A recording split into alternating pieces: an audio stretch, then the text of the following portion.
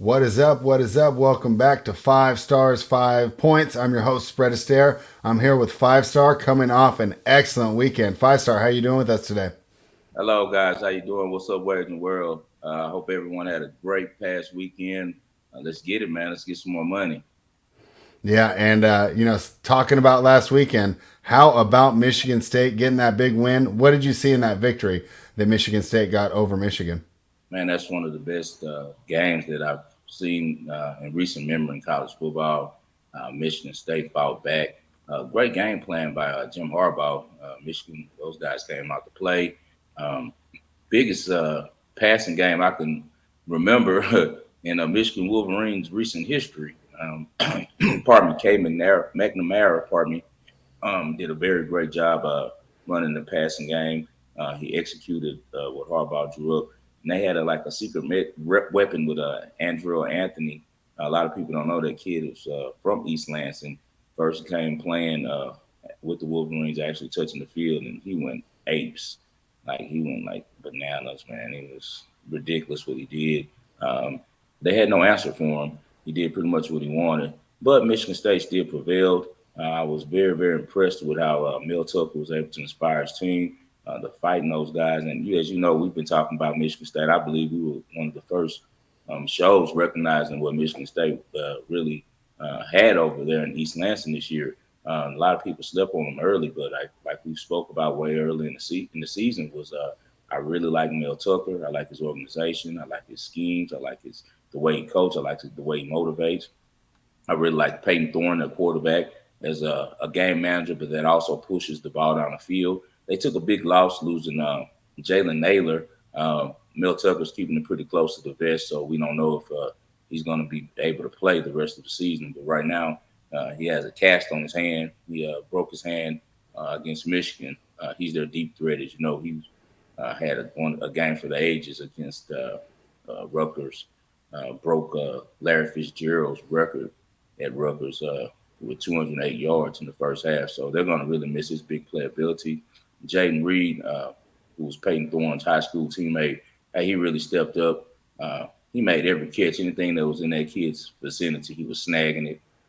I feel like he made the plays that really inspired the team, and also the defense was able to come up with a couple of plays. It's crazy because Jim Harbaugh, he had finally a hot hand in Cade McNamara, and he ends up blowing the game by continuously substituting him, with the other kid. And the other kid fumbles earlier as a warning, and then we get the big fumble that really changed the whole momentum of the game. And Michigan State, man, they prevailed.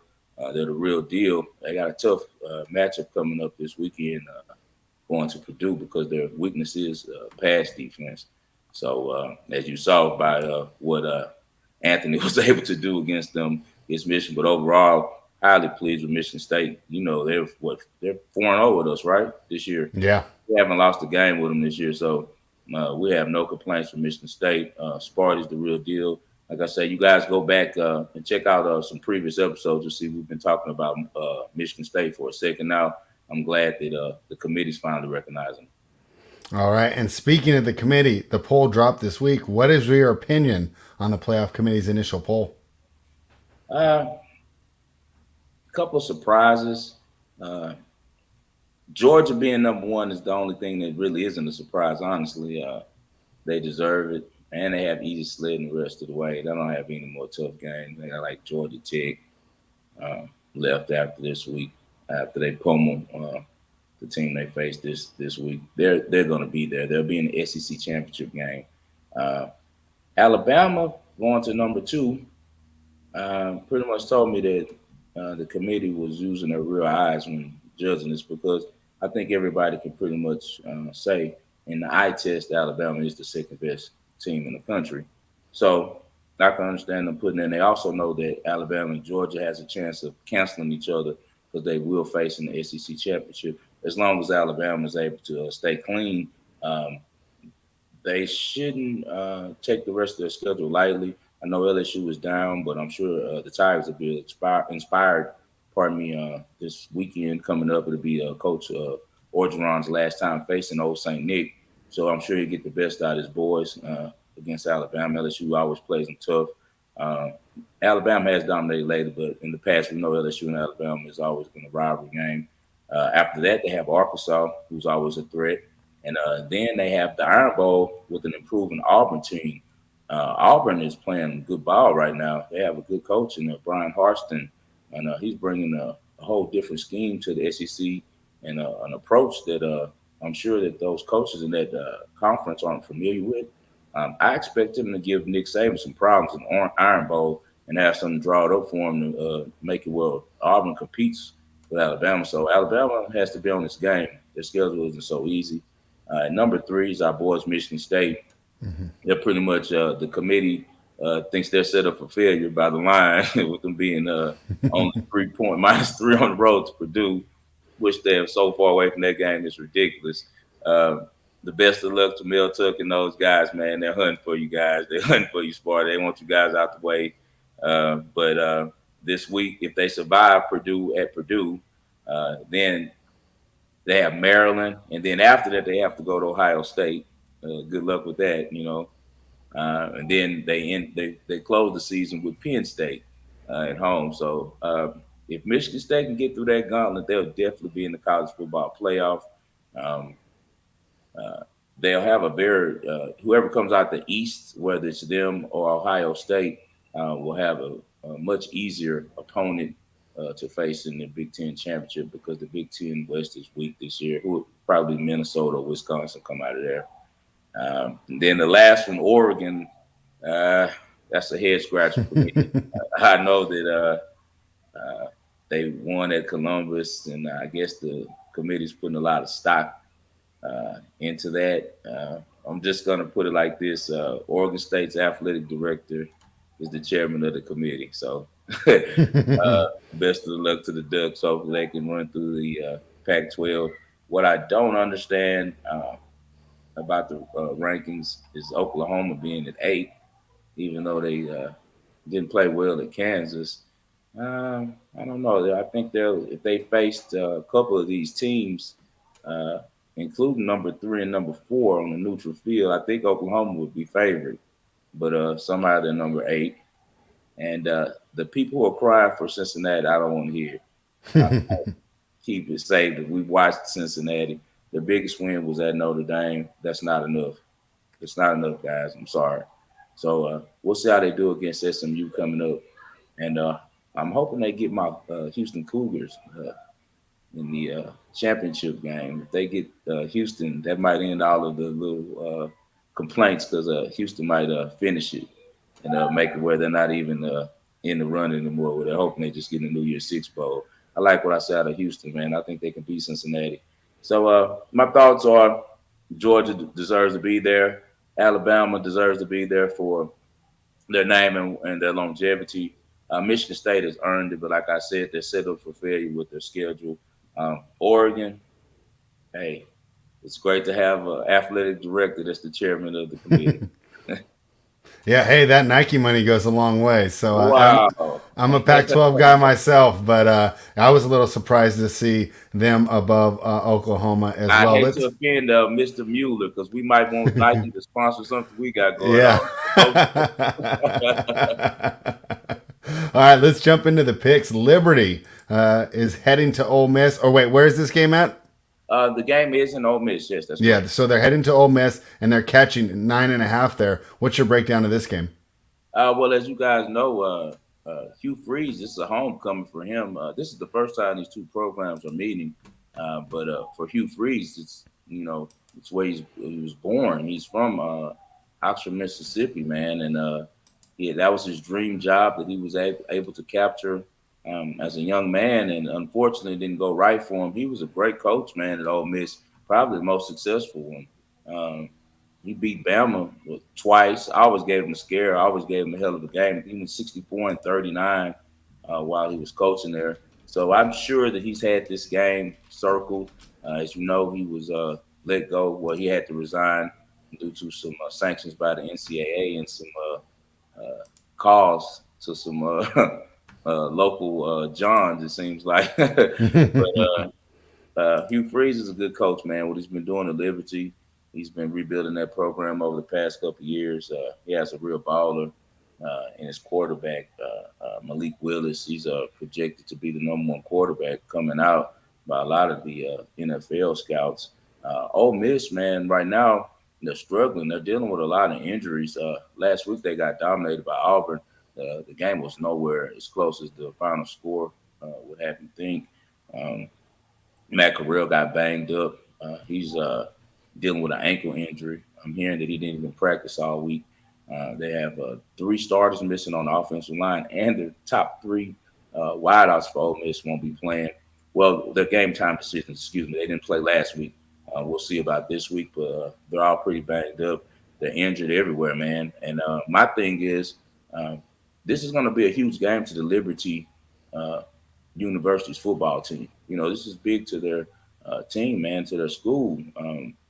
They got Hugh Freeze, who's revitalized their whole football program, gave it life. He's pretty much the face of the school, and this is going to be personal for Hugh Freeze. So I think his players are going to take on his fire about this game and come in really, really prepared. I'm sure that he's had this game circled on his calendar forever.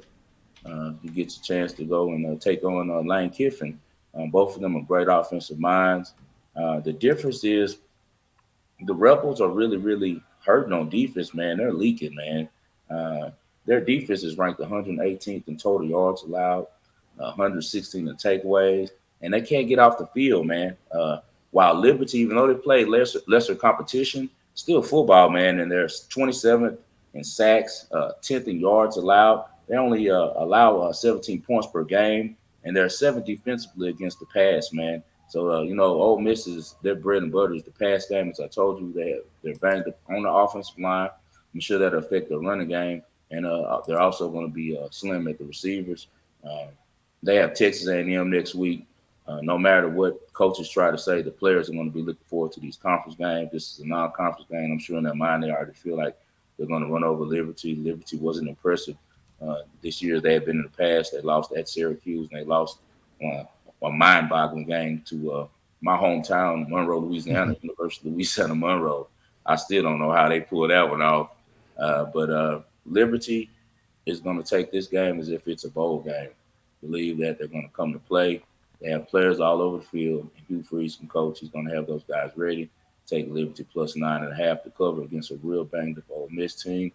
Matt Corral isn't moving well right now. All right, the play is Liberty plus 9.5. Hey, let me go off the script and throw you a curveball real quick. I'm seeing the same thing. Malik Willis, a top-rated NFL quarterback prospect. How do you think his game translates to the NFL? It all depends on who's the coach. I see a lot of potential in him. I don't want to say Michael Vick at ceiling. That's a very high ceiling to put on any kid, but he is explosive. His straight line speed and acceleration is one of the most impressive that I've seen since Lamar Jackson and Mike Vick.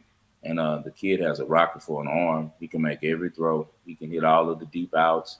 He could throw the ball 70 yards in the air if you need him to. He could throw it 40 yards on the line.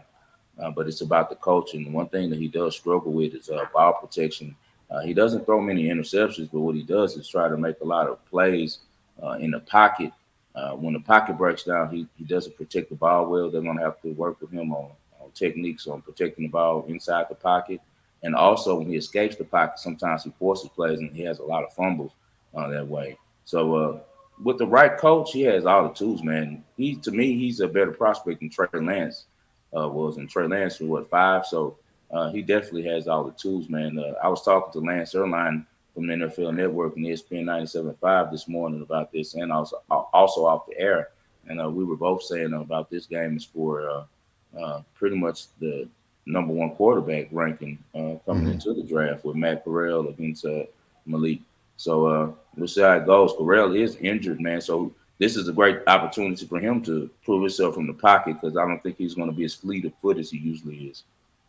Yeah, and so for those of you that are NFL fans and watch the college and the NFL, you got a good pick there, and then also maybe a good preview and a player, especially if your team needs a quarterback that you might be watching on Sunday next year. Colorado State heading to Wyoming. Colorado State laying 3.5. What's your breakdown of this game?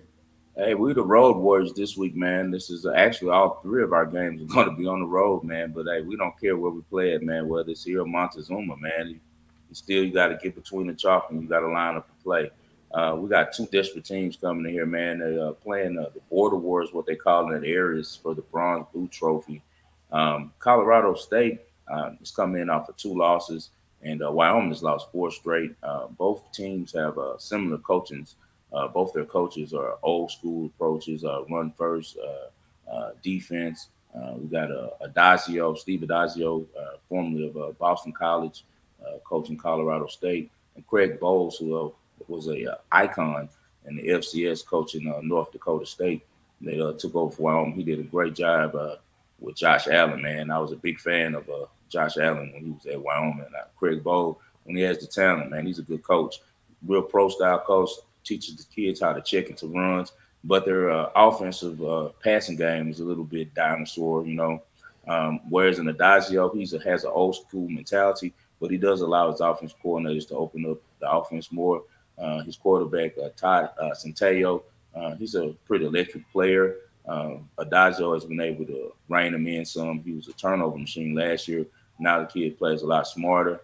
They got a big time tight end in McBride that he likes to work, and also some tall, speedy receivers on the outside. I just think that their playmaking ability, their speed and athleticism is going to be a little bit too much for Wyoming. Wyoming is one of the worst teams offensively in the whole college football, man. They rank at the bottom in all categories of offense. They also have a carousel going at quarterback, whereas Colorado State has a more solid player in Centeio. So we're going to lay the -3.5 with Colorado State and say that they keep the bronze boot in Fort Collins, man, and let's ride with them. All right. Next game up, SMU -4.5. They're heading to Memphis. What are your thoughts on this game? Well, you know, SMU came off a crazy loss, man. I guess the football gods owed them one. I don't know if you remember early in the year, I had Louisiana Tech with the points, but I also had them quietly money line as well against SMU. I released to you and a couple more of my buddies who are in my group the SMU play, but I'm part of the Louisiana Tech play against SMU with the points, but not the money line. I had the money line for, I want to say, plus 450 or something like that. Louisiana Tech dominated the game. SMU wins. After that, okay, Louisiana Tech takes the lead, misses an extra point, so they're up six. SMU takes the lead on a Hail Mary with no time left, win the game, walk off. I'm crushed because, you know, I'm like, this is a plus 420. I freaking lost. You know, it was already in the bag. Yeah. So they throw like the luckiest pass in history. Tanner Mordecai does, and the guy catches it, and they walk off in Louisiana Tech. And Louisiana Tech really hasn't been the same since this year. But anyway, I guess the football gods remember that because this past week, SMU fought back against my Cougs. That's my little brother's alma mater. And man, the Cougs, they beat them with a walk-off kickoff return. How often do you see that? Uh, SMU fought back and tied the game up, and here comes the kid from Houston that takes it back 100 yards. His time's winding out, you know, instant classic. But I'm sure SMU is going to fight back from that defeat. They're facing a Memphis team that's another team that's banged up. You know, at this time of year, a lot of teams are. Um, Memphis's quarterback, Seth Hanigan is dealing with his shoulder injury on his throwing shoulder. He missed the last game that they played when they were blew out by UCF. Uh, they've had a bye week this week, so I don't know if their coaching staff has made any changes to the offense, done something to make it more viable for the backup to run it. Their backup is what's that kid's name? Peter Parrish. Yeah, Peter Parrish. He's a more mobile quarterback than Hanigan, but the thing is, man, he's just inexperienced, man, and he has difficulty reading the defense. He had 6 yards average per pass against UCF, 3 interceptions, you know. And with Memphis, their main thing is you got to get the ball to their playmakers, man. They got some of the best receivers in college football. Calvin Austin he's a extreme talent, and he'll be playing on Sundays. He only had 44 yards because they can't get him the ball. I'm looking for SMU to be able to control Memphis. The starting quarterback Hannigan is a game time decision, so he might not even play. But even if he does play, I like what SMU has going on. They're one of the best offensive teams in the country, man. They're ranked number 7 in total yards, number 9 in passing yards per game, and number 7 in points per game, averaging 42. And this matchup couldn't be worse for Memphis coming off this bye week, man, because Memphis's defense is one of the worst in college in all three of the categories that SMU excels in offensively. They're ranked 89th in total yards allowed, 98th in passing yards allowed, and 92nd in points allowed. And the Tigers are giving up 30 points per game. And as I told you, Hennigan is banged up. He's hurt. It's a chance that they have to go back with the freshman quarterback. We won't know until game time. But even if Hennigan plays, who's to say that he's going to be able to make the throws he usually makes with his shoulder hurt like it is. Um, Mordecai has 32 touchdown passes for SMU. I completely trust how he runs the offense. Uh, this game is going to be like a tennis match. That's how pretty much this boils down to when these two teams play. Is who can hold the serve the most times, and SMU can definitely hold serve more times than Memphis can. Uh, Anything under a touchdown on this game is a goal for me. It's only a -4.5, so it's definitely going to be my 5-star player of the week. Before the loss to University of Houston, SMU had won their last 7 games by a margin of 20 points, man. That's the average. So they don't score field goals. They score touchdowns. They can hit you fast. They can hit you quick. Memphis is dealing once again with problems at the quarterback position. And even if they weren't, I still like SMU. So we got some candy this week, guys. Let's go SMU -4.5 for the 5-star pick of the week. And let's go 3-0 again, guys. Yeah, 5 star said it. Road Warriors, what a rush. Liberty +9.5. Colorado State -3.5. And the 5-star play of the week is SMU -4.5. 5-star. Anything more for the people before we get out of here? Hey, guys, I appreciate all the love. I really enjoy interacting with you guys on Twitter.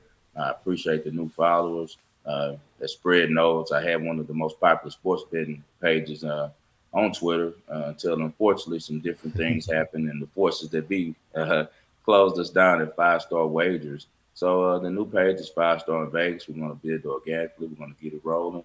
Me and Spread are going to give you this show every week, man. Every Friday, you can catch us. We're going to be giving you guys winners, winners, winners. We love you guys. Follow, comment, subscribe to our channels, man. Just keep supporting us. Still coming on the bench. Trying to lock in Fridays. We've been going Thursday to Friday, depending on what's going on in my schedule and with theirs. But I'm thinking I'm going to try to lock in Fridays at 9:30, so I have a consistent day to tell you guys that I'll be on there, so you guys don't miss any of the bets. But as always, you can subscribe to the channel, put on your notifications, and you won't miss them. The best of luck this weekend. Let's get it, Waging World. You know how we do. Oh, and congratulations to the Atlanta Braves. You guys played a great series. My Astros went out on the sword. We lost, but we will be back. Already great signs with us signing back Yuli. Hopefully we get Carlos Correa in. Big H-Town, man. Big Houston fan, man. So Astros, stay up, man. And also get well to my guy, Jameis Winston, man. He another guy that went out on the sword, man, for my Saints, man. Get well to Jameis Winston, man. See you guys soon. All right. Thank you, everybody, for watching. We'll be back next week, and may the winners be